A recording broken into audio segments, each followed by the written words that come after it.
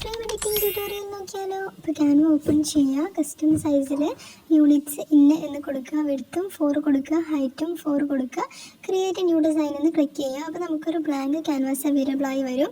ഇനി നമ്മൾ ടെംപ്ലേറ്റ്സിൽ mini frame templates എന്ന് സെർച്ച് ചെയ്ത് കൊടുക്കുക. അപ്പോൾ നമുക്ക് ഒരുപാട് ടെംപ്ലേറ്റ്സ് അവൈലബിൾ ആയി വരും. അതിൽ നിന്ന് ഒരു ടെംപ്ലേറ്റ് നമ്മൾ സെലക്ട് ചെയ്യുക. ഞാനിപ്പോൾ ഈ ഒരു ടെംപ്ലേറ്റ് ആണ് സെലക്ട് ചെയ്തത്.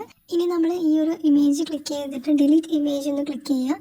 അപ്പോൾ ആ ഇമേജ് പോകും. ഇനി നമ്മൾ റീപ്ലേസിൽ പോയിട്ട് ഗാലറിയിൽ നിന്ന് നമുക്ക് ഏത് ഇമേജാണോ വേണ്ടത് ആ ഇമേജ് ഇതിലേക്ക് ആഡ് ചെയ്ത് കൊടുക്കുക. ഇനി നമ്മൾ ഈ ഒരു ടെക്സ്റ്റ് ക്ലിക്ക് ചെയ്തിട്ട് ടെക്സ്റ്റ് ഞാനൊന്ന് ചേഞ്ച് ചെയ്ത് കൊടുക്കുന്നുണ്ട്.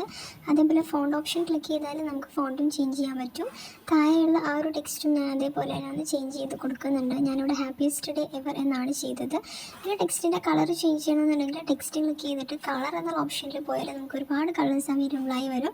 അതിൽ നിന്ന് നമുക്ക് കളർ ചേഞ്ച് ചെയ്യാം. ഇനി ഞാൻ അതിൻ്റെ സൈസ് ഒന്ന് അഡ്ജസ്റ്റ് ചെയ്ത് കൊടുക്കുന്നുണ്ട്. ഇനി നമ്മളിത് ഡൗൺലോഡ് ചെയ്യുകയാണ്. അതിനുവേണ്ടി ഡൗൺലോഡിൽ PNG ഫോർമാറ്റിലാണ് ഡൗൺലോഡ് ചെയ്തെടുക്കുന്നത്. സോ ഇങ്ങനെയാണ് നമ്മളൊരു ഫ്രെയിം എഡിറ്റ് ചെയ്യുന്നത്. അപ്പോൾ ഇനി ഇതെങ്ങനെ പ്രിൻറ്റ് ചെയ്യാന്നുള്ളതും എങ്ങനെ ഫ്രെയിമിൽ സെറ്റ് ചെയ്യാന്നുള്ളതും വീഡിയോ വേണമെന്നുണ്ടെങ്കിൽ കമൻറ്റ് ചെയ്താൽ മതി.